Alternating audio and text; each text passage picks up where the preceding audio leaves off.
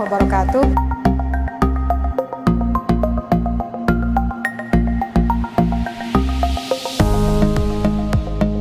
Yuk, sebelum kita mulai pembelajaran, mari kita berdoa terlebih dahulu.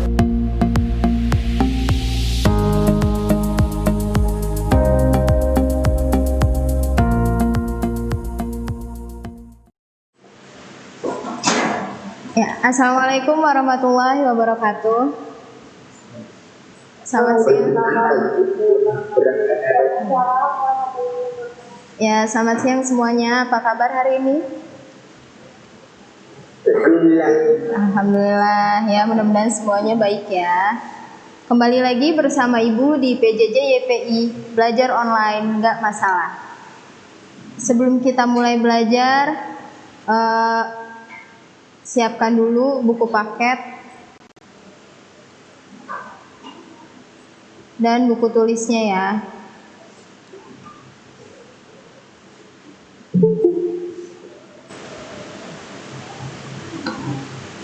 Ya, sebelum mulai kita berdoa dulu. Berdoa dimulai.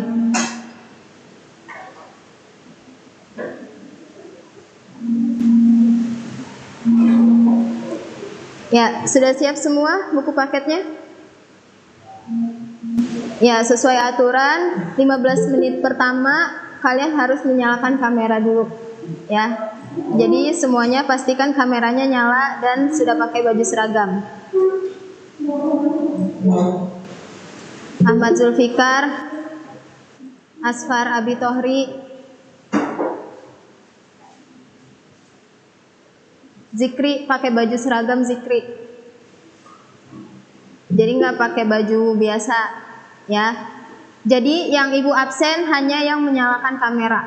Kalau yang nggak menyalakan kamera tidak ibu absen. Kayak Nur Jazuli tulis nama ya, nama sama kelas di kolom komentar. Yang udah merasa pakai seragam, udah merasa pakai seragam dan nyalain kamera, tulis nama dan kelas di kolom komentar. Iskandar, silakan tulis nama dan kelas di kolom komentar.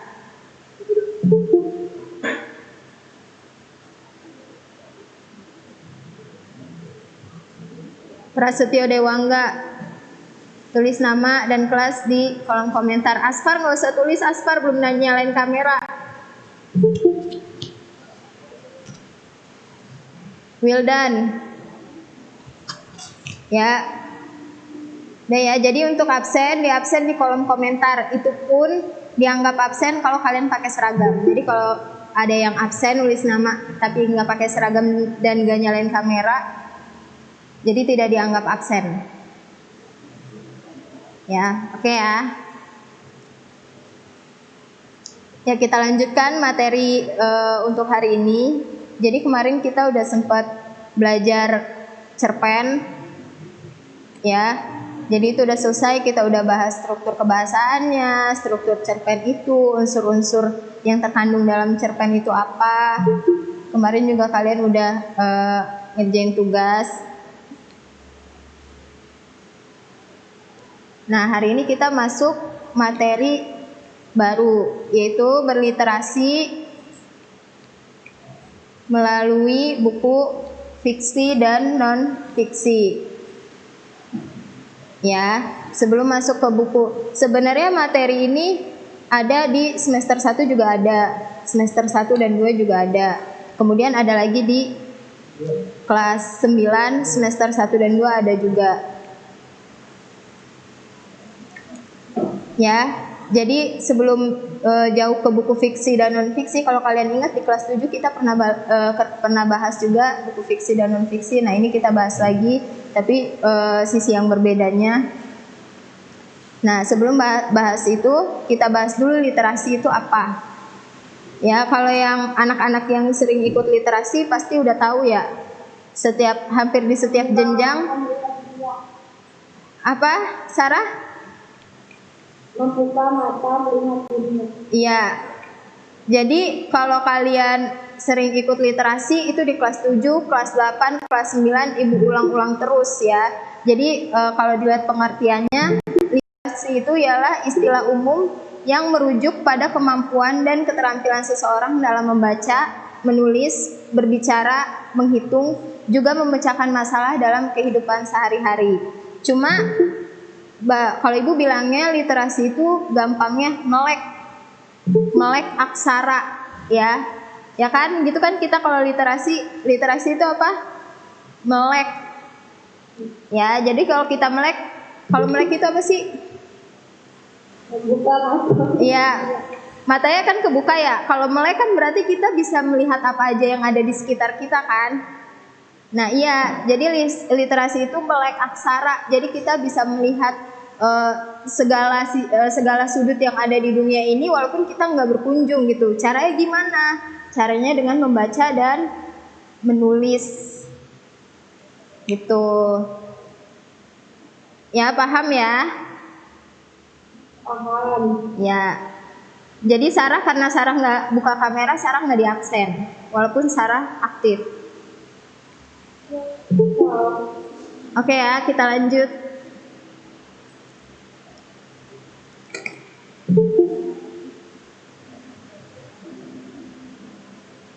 Ya, ini kita masuk ke bab 4, berliterasi dengan buku fiksi dan non-fiksi. Ya, itu ada nanti ada 5 yang kita bahas. Yang pertama itu genre bukunya, yang kedua unsurnya, yang ketiga peta pikiran. Itu kalian bisa lihat juga di daftar isi buku kalian. Kemudian yang keempat itu menyajikan tanggapan. Ya, itu ya. Jadi kita masuk yang pertama. Ya, itu genre buku. Ya, genre buku itu ada 2, ya. Ada buku fiksi dan buku non-fiksi. Ada yang masih ingat buku fiksi apa? Ada yang masih ingat? Di komentar silakan. Ada yang masih ingat buku fiksi itu apa?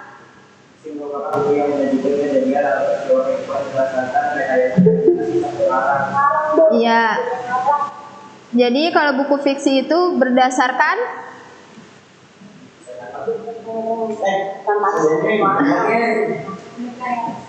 rekayasa pengarang, ya. Iya, jadi buku fiksi itu buku yang berdasarkan rekayasa pengarang. Jadi ceritanya itu tidak benar-benar terjadi. Kemudian buku non fiksi apa? Buku yang benar-benar terjadi. Buku yang benar-benar terjadi.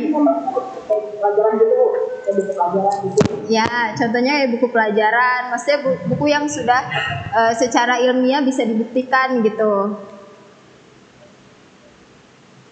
Ya. Ini contohnya, kalau buku fiksi contohnya apa aja?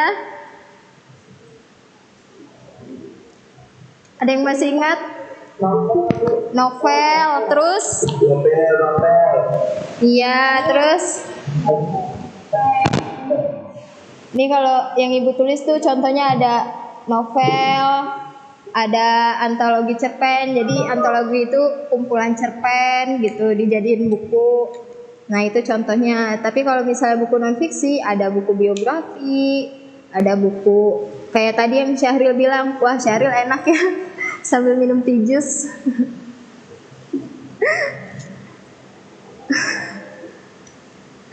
Ada tadi yang kayak Syahril bilang, ada buku pelajaran gitu, ada kamus, ensiklopedi gitu ya. Jadi yang secara ilmiah bisa dibuktikan gitu, atau ada bidang ilmunya.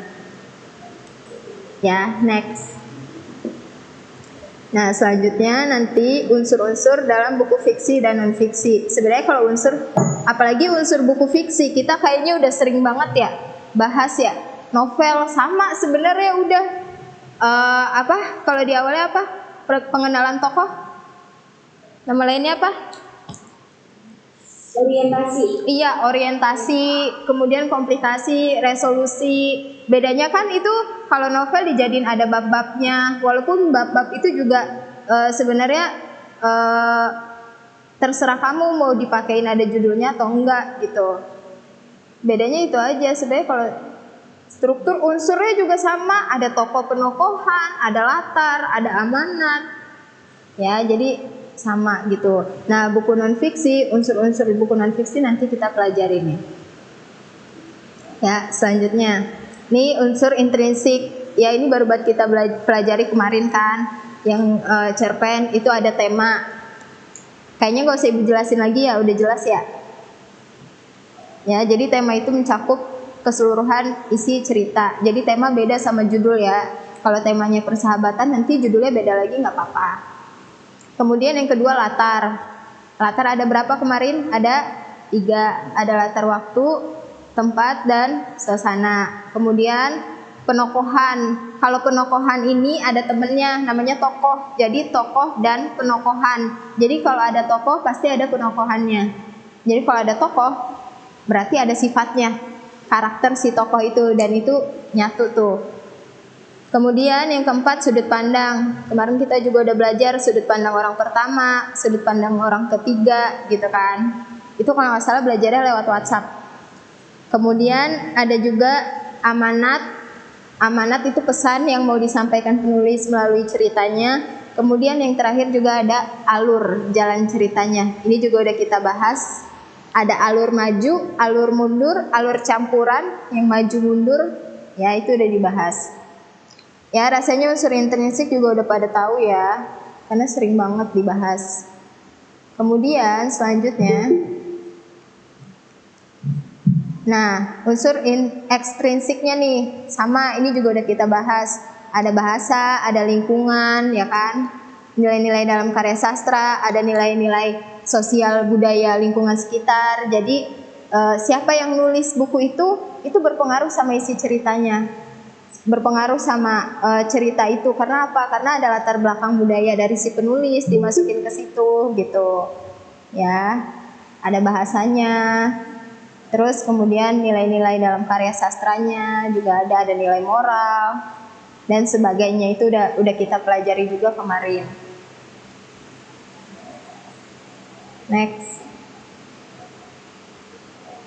Nah, ini unsur buku non-fiksi. Kalau kalian lihat buku kalian, coba lihat buku bahasa Indonesianya. Buku paket. Ya, coba kalian lihat buku paket bahasa Indonesia. Di bagian awal, di bagian awal banget, sebelum daftar isi, itu ada yang namanya kata pengantar. Ya enggak? Ini siapa? Iya.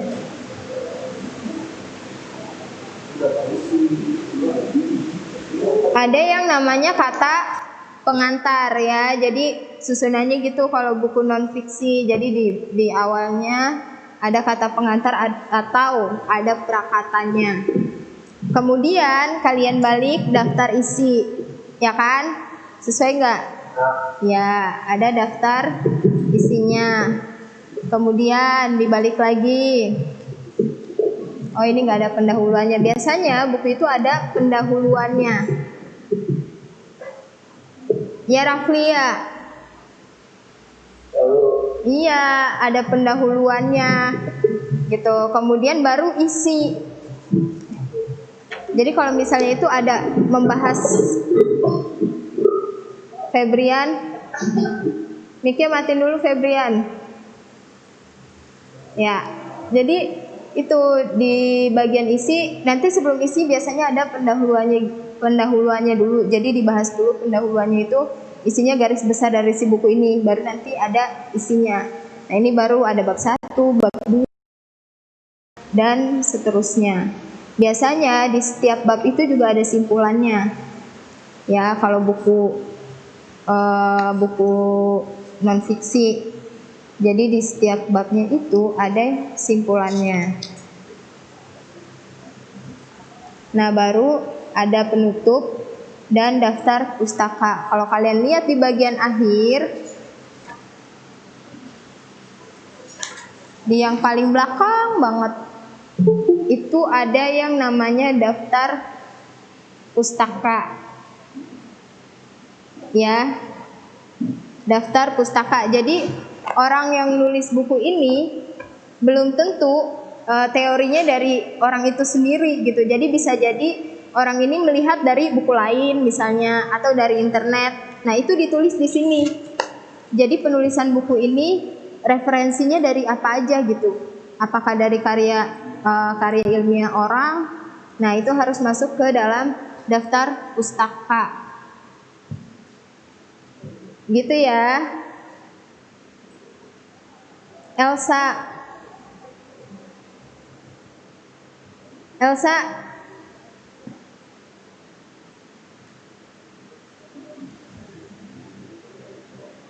mukanya mana Elsa?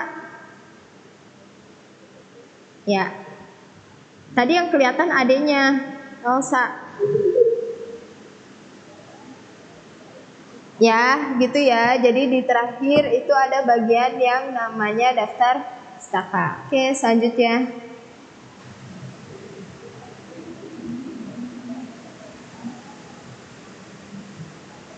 Kak, boleh digedein nggak?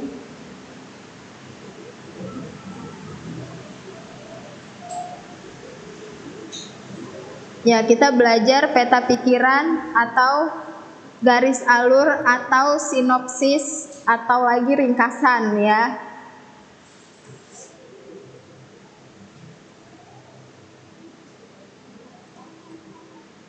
Nah, peta pikiran dari buku fiksi harus memuat bagian-bagian yaitu pengenalan cerita, ya, pengenalan cerita, kemudian penyajian peristiwa, terus konfliknya, terjadinya konflik, kemudian penyelesaian konflik, serta penutup. Ya, ini mah udah kita pelajari ya kemarin ya. Intinya mah sama kalau buku fiksi mah. Pengenalan, isi, penutup, pengenalan, konflik, sama penutup, udah. Gitu ya. Kemudian yang kedua itu sinopsis. Kalian kalau beli novel misalnya atau beli buku itu di bagian belakangnya itu ada sinopsisnya biasanya. Jadi cerita, misalnya kamu beli novel di belakangnya ada sinopsis, itu cerita dari novel itu tapi secara garis besar. Nah, itu ada di belakang buku nih, di belakang sampul yang bagian belakang. Ya. Jadi di bagian belakang ini biasanya ada yang namanya sinopsis atau bentuk ringkas dari si karya sastra gitu. Misalnya kamu beli novel nih, belakangnya ada bentuk ringkasnya. Jadi ceritanya itu diringkas. Nah, ringkasannya ada di sinopsis gitu ya. Kemudian yang kedua, langkah-langkah menyusun sinopsis yaitu membaca cerita, menyusun alur, mengutamakan aspek persuasif, dibuat menarik. Jadi kalau kamu mau bikin sinopsis, ya, jadi kan itu biasanya kalau novel kan ada bab-babnya, bab 1, bab 2, bab 3, bab 4. Nah, kalian yang pertama itu baca dulu ceritanya. Kalau kalian nggak baca, kalian nggak akan bisa bikin sinopsisnya, ya kan? Kan logikanya kalau kita nggak baca, kita nggak akan tahu ceritanya gimana kan? Nah, kemudian kamu atur alurnya. Jadi jangan sampai harusnya kejadiannya A dulu, malah kamu tulis kejadian yang B dulu gitu. Jadi nggak alurnya nggak jelas gitu. Jadi harus sesuai alur yang ada di cerita sama alur yang ada di sinopsis. Itu ya. Sama yang terakhir itu dibuat menarik. Jadi kalian harus buat semenarik mungkin, karena biasanya orang kalau bukunya kalau kalian beli buku kan masih disegel ya, masih ada plastiknya kan. Biasanya orang baca belakangnya dulu nih, sinopsisnya dulu. Misalnya ceritanya asik, oh ini asik nih, udah beli gitu. Biasanya gitu. Ya, walaupun beberapa ada yang mungkin nyari resensinya dulu, tapi biasanya ini juga berpengaruh sinopsisnya itu berpengaruh gitu ya. Nah, terus yang terakhir itu ringkasan. Jadi ini kita belajar 3 poin, yaitu yang pertama peta pikiran atau peta konsep, yang kedua itu sinopsis, yang ketiga itu ringkasan. Kayaknya mah kalau ringkasan udah tahu semua ya. Hasil meringkas dari apa yang udah kamu baca gitu kan? Ya kan? Azaki pernah meringkas nggak? Pernah kan? Rata-rata mah semuanya udah pasti pernah meringkas. Ya. Jadi nggak usah belajar langkah-langkahnya lagi. Kemudian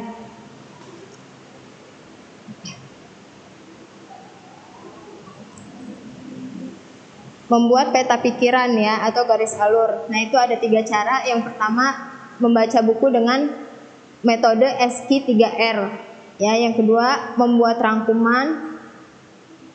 Yang ketiga merangkum dengan peta pikiran. Ya nanti kita belajar nih satu-satu dulu. Yang pertama dulu membaca buku dengan SQ3R.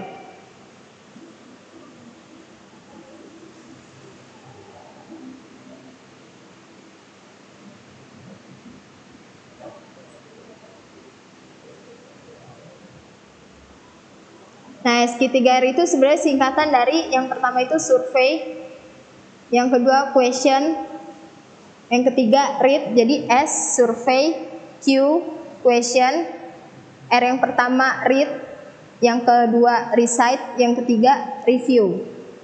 Ya, jadi ada 5 nih, SQ, R-nya 3 R. Nah, survei. Survei itu memeriksa, meneliti, atau mengidentifikasi seluruh teks. Ya, kalau kalian mau sambil lihat buku, boleh, itu ada di halaman 111 kalau nggak salah. Ya, di halaman 111. Ya, jadi survei itu memeriksa, meneliti, atau mengidentifikasi seluruh teks. Ya. Jadi kalian sebelum membuat peta pikiran, kalian harus mensurvei teks tersebut ya. Intinya harus tetap dibaca dulu. Ya, jadi kalian membaca untuk mengenal bahan bacaan sebelum membacanya secara lengkap. Jadi kalian membaca dulu di survei. Tujuannya apa? Yang pertama, mempercepat menangkap arti. Yang kedua, ya jadi kalau kalian udah survei, oh ini nih, oh jadi kalian gampang menangkap artinya setelah kalian baca nanti. Yang kedua, mendapatkan abstrak itu secara garis besarnya gitu. Terus yang ketiga, mengetahui ide-ide penting. Ya, kira-kira apa yang mau dibahas. Kemudian yang keempat, melihat susunan bahan bacaan tersebut. Jadi kalian punya gambaran. Kalau kalian misalnya baca novel, kalian bisa punya gambaran alurnya gimana gitu. Kalau kalian bacanya misalnya buku bacaan, kalian juga punya gambaran. Oh berarti ini tuh kayak gini ya gitu. Kemudian yang kelima, mendapat minat perhatian yang seksama terhadap bacaan. Ya, yang terakhir memudahkan mengingat lebih banyak dan memahami lebih mudah. Ya, jadi tujuan kalian survei itu dulu. Gitu ya. Sampai sini paham? Paham. Ya, mantap. Siapa itu suaranya kenceng banget? Ya, kemudian yang kedua, question. Tahu nggak artinya apa question? Pertanyaan. Jadi kalian menyusun daftar pertanyaan yang relevan. Relevan itu apa? Nyambung sama teks yang kalian baca. Ya, jadi kalian menyusun pertanyaan yang relevan sama teksnya. Jadi bersamaan pada saat survei, pembaca mengajukan pertanyaan sebanyak-banyaknya tentang isi bacaan itu dengan mengubah judul dan subjudul serta sub dan subjudul menjadi suatu pertanyaan. Jadi kalian bikin pertanyaan sendiri, nanti yang kemudian nanti kalian jawab sendiri gitu ya. Sehingga kalau kalian udah punya pertanyaan, misalnya sebelum baca kalian udah punya pertanyaan, jadi nanti kalian mencari apa yang kalian mau tahu itu. Misalnya kan kalian nanya karena kalian mau tahu nih, berarti teknik membaca SQ3R itu apa ya, gitu kan. Nah nanti setelah kalian baca, oh berarti teknik membaca SQ3R ini. Jadi pertanyaan itu kalian buat, tapi yang nyambung sama bukunya. Nanti setelah itu kamu baca dan kamu jawab sendiri pertanyaan yang tadi gitu. sehingga kamu bisa membuat peta pikirannya atau peta konsepnya. Kemudian tadi kan udah survei, udah question, udah SQ. Ini kita masuk ke R yang pertama. R yang pertama itu read. Read itu apa? Membaca. Ya, setelah tadi kamu survei, kemudian kamu bertanya sama diri sendiri, nah kamu baca.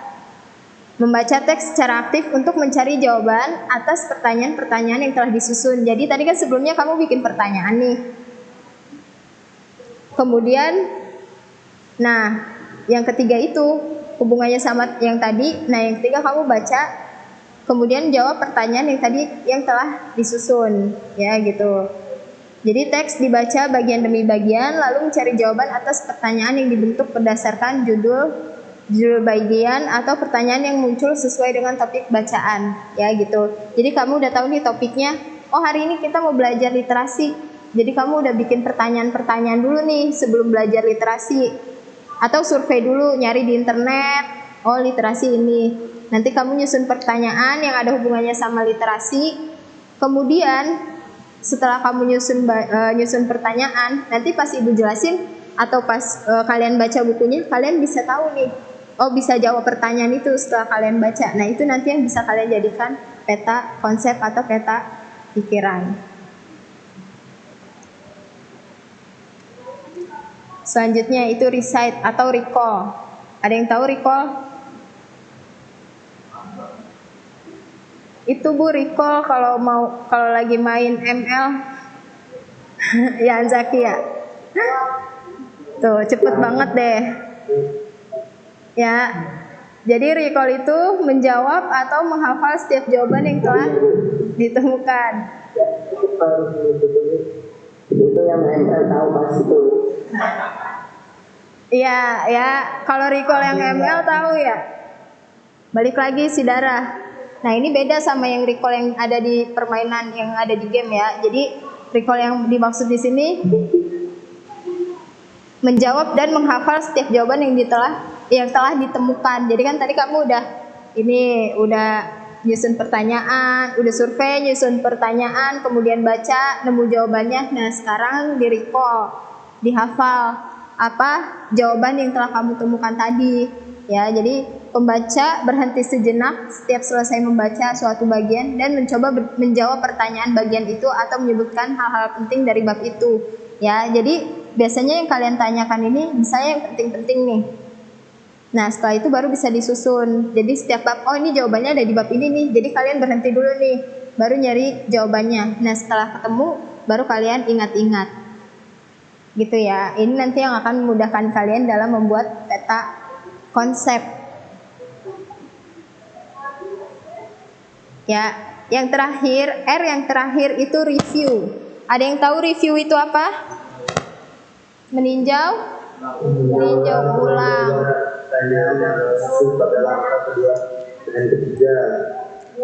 Ya, nah tadi kan ada nyusun pertanyaan, kemudian jawaban. Nah itu kamu tinjau ulang lagi, kamu review, kamu lihat lagi.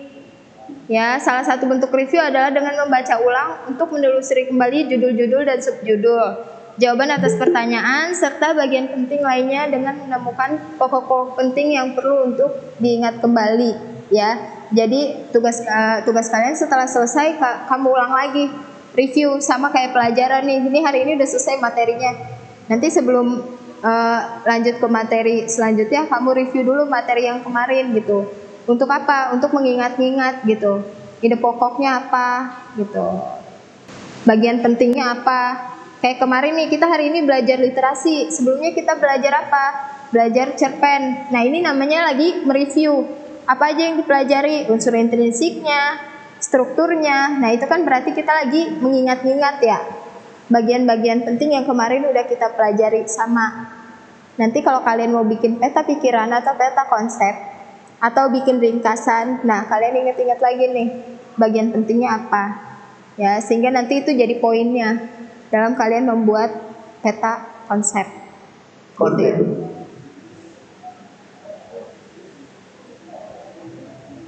Next, Ya, kemudian itu ada hubungan antar unsur dalam buku fiksi dan non fiksi. Ya. Kan setiap buku fiksi tadi ada unsurnya, buku non fiksi juga ada unsurnya kan. Nah, kita cari hubungannya ya. Unsur dalam buku baik fiksi maupun non fiksi memiliki hubungan saling terkait.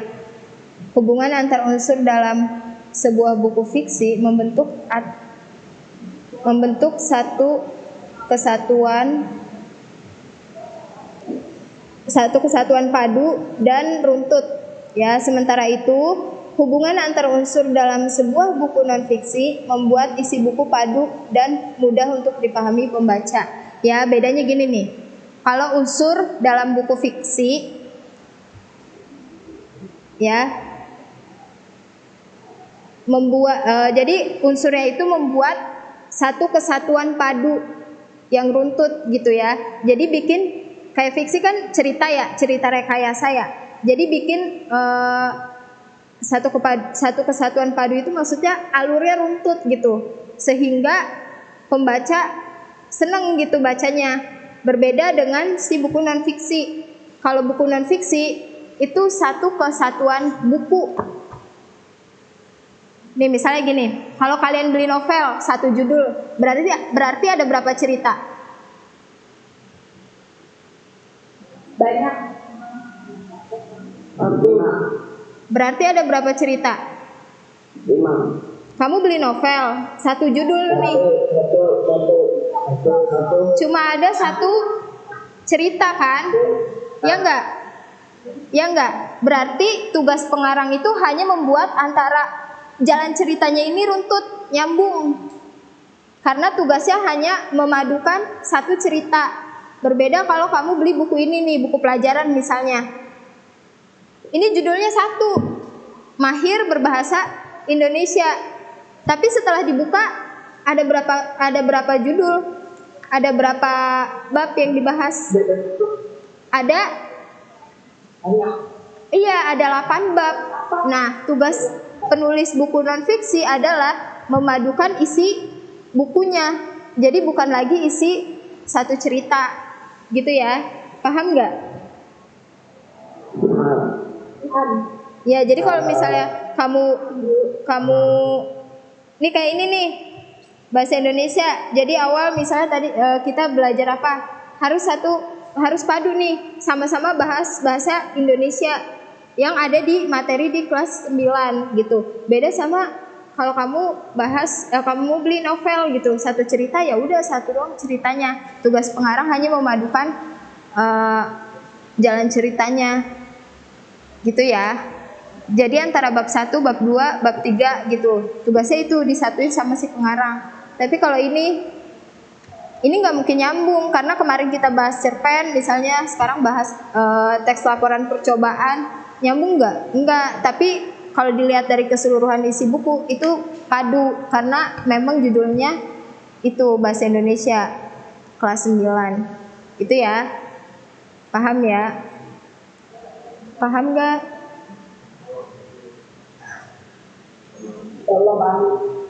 Ya, untuk tugas ya sampai sini dulu nih. Untuk tugas perhatikan, kalian buka buku kalian halaman 115. Iya ya. Ya, untuk tugas. Nah, itu 115. 115, Rafli. Ya. Nah, di halaman 115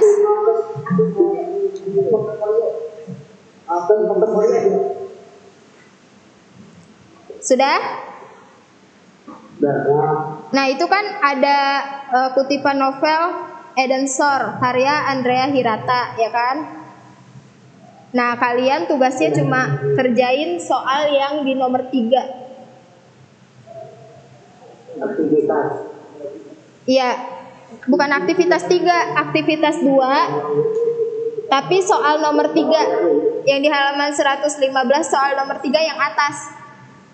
Yang bacalah kutipan novel tersebut dengan teknik SQ3R. Kemudian yang B, ceritakan secara ringkas. Nah, udah itu aja tugasnya. Doang Bu. Ya, nanti tugasnya dikirim ke linknya Ibu kirim lewat WhatsApp. Oke Bu. Oke. Iya Bu. Ya, sampai di sini. Terima kasih. Bertemu lagi nanti minggu depan insya Allah ya. Mohon maaf jika ada kesalahan. Assalamualaikum warahmatullahi wabarakatuh. Nah.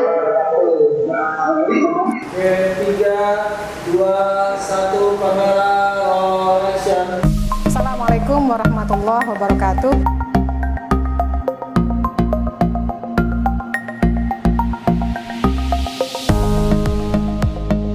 Yuk, sebelum kita mulai pembelajaran, mari kita berdoa terlebih dahulu.